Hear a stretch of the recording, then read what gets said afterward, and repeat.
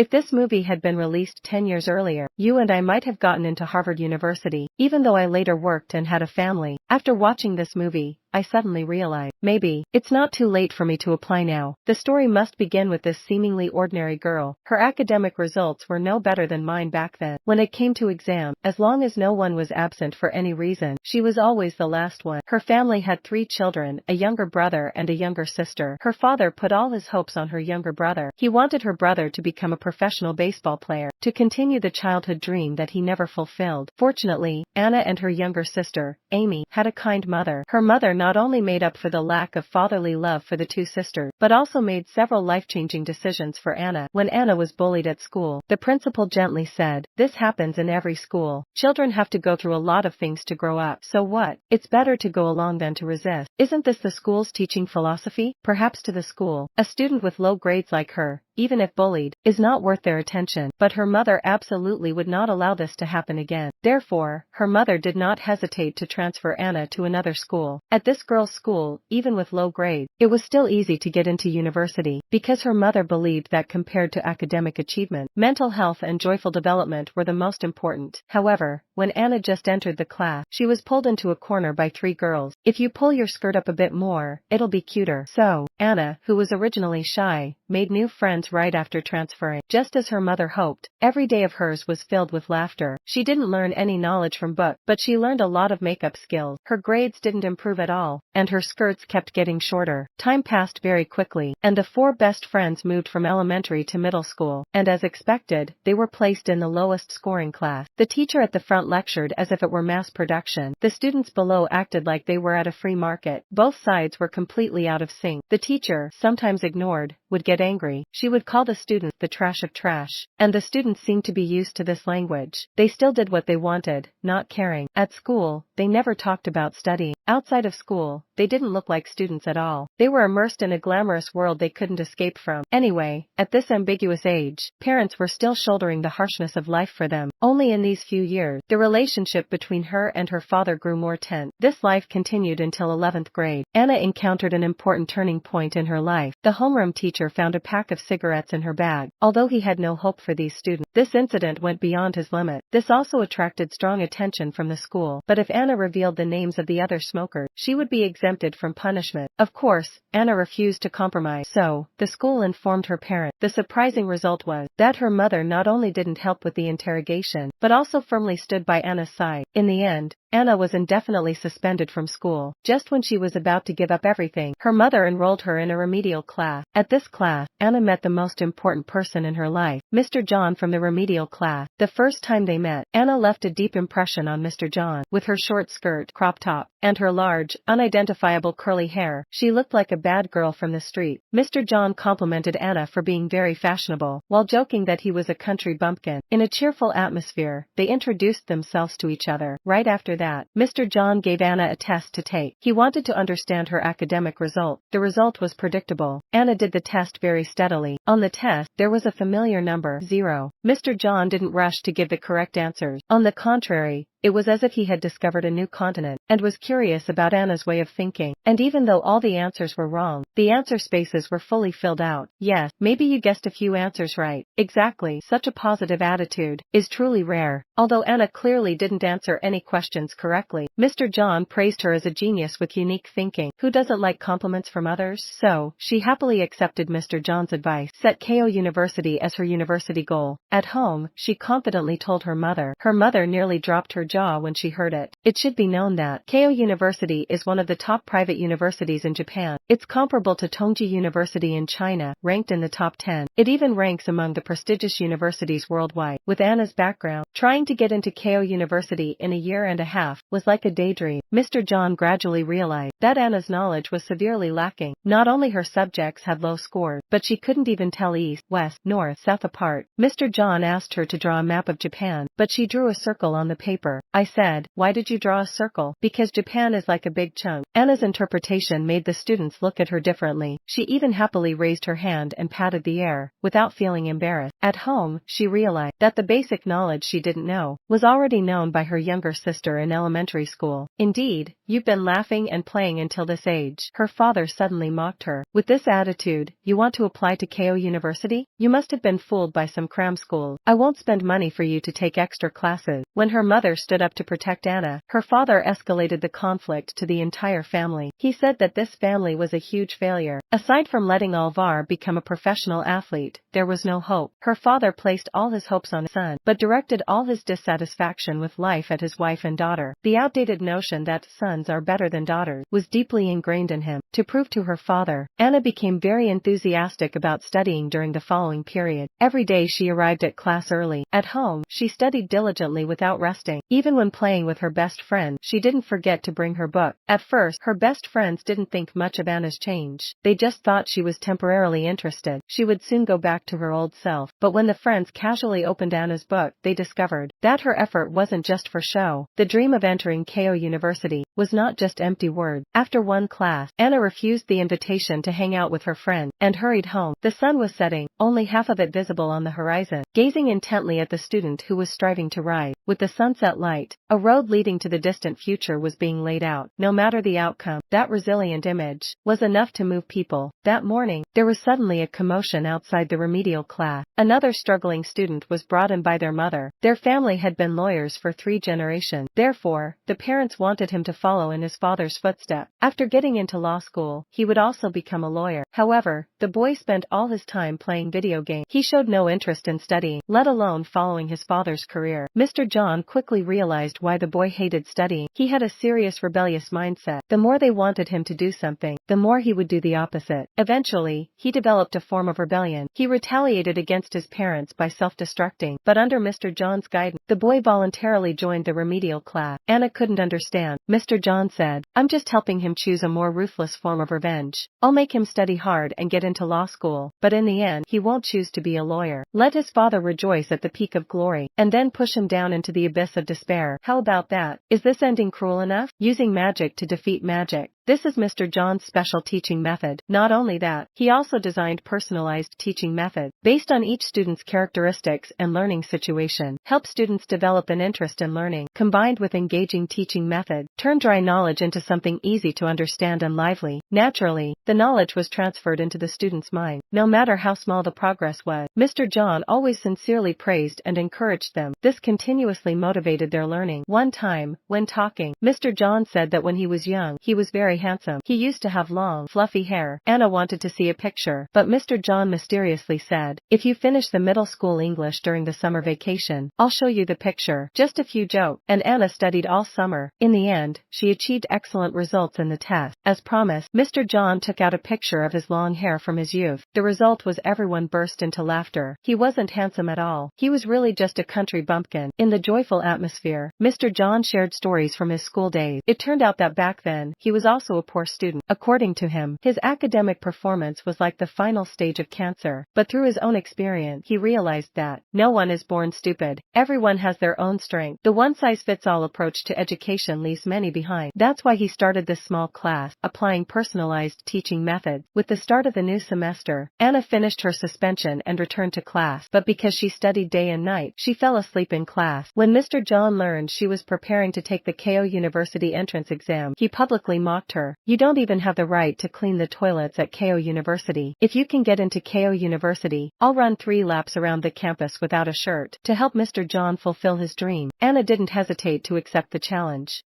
Anna, will definitely be accepted by Keio University. However, not long after, the homeroom teacher came to Mr. John's remedial class. Anna accidentally saw this scene. She quietly followed behind. The homeroom teacher believed that Anna had been influenced by Mr. John, dreaming all day instead of studying. He even filed a report stating that to enter Keio University, the score must be above 70. This number only accounts for 2% of all applicants. Anna's score was only 30. It was in the lowest group of the 2%. For Anna, this was unrealistic. No matter how hard she studied, she still couldn't make it. There is no student who can't do anything in this world. If there is, it's only because of teachers who lack ability. So, according to your way of doing things, is there a student who has been accepted into Keio University? Soon, there will be. Anna will definitely make it. People like you certainly can't. Anna is not like that. She's full of potential. She's a wonderful and outstanding girl. If a student is called a failure, they will really believe that they are, and will no longer believe in their own abilities. These sincere words warmed Anna's heart, even though she hasn't improved yet.